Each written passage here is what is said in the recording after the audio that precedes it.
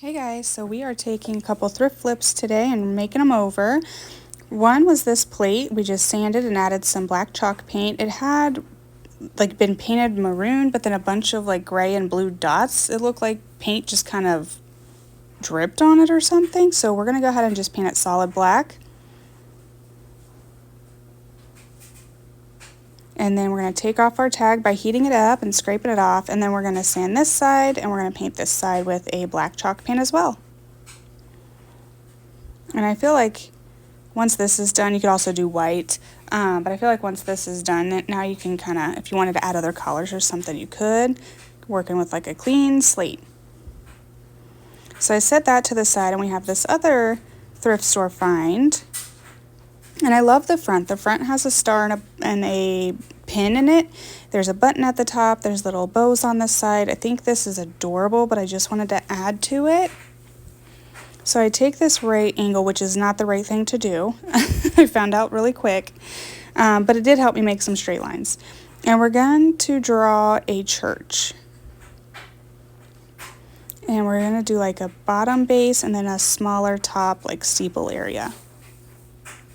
I just used the end of the pencil to trace out the window. I used my sponge to make some lines.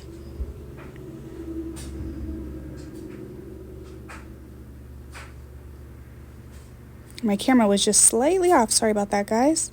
So then I take a black paint marker and I'm just going to paint it all in. Trace over my pencil and then start coloring in the windows.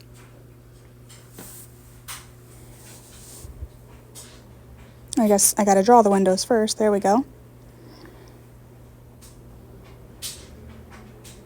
And I'm just gonna keep this very simple. And we're just, because there's a yellow background, and I just wanted a simple little church.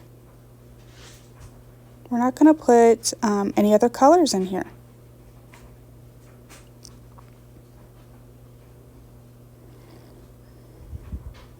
And then I go through and I try to do like a primitive inspired sunflower.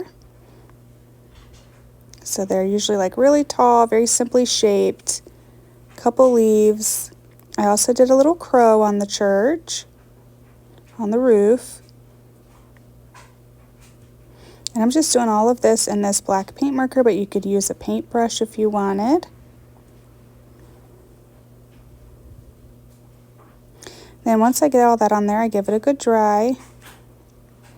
And like I said, I'm going to keep this fairly simple. I'm going to go ahead and use my hand sander to sand all around it there, make it look older after it's dry.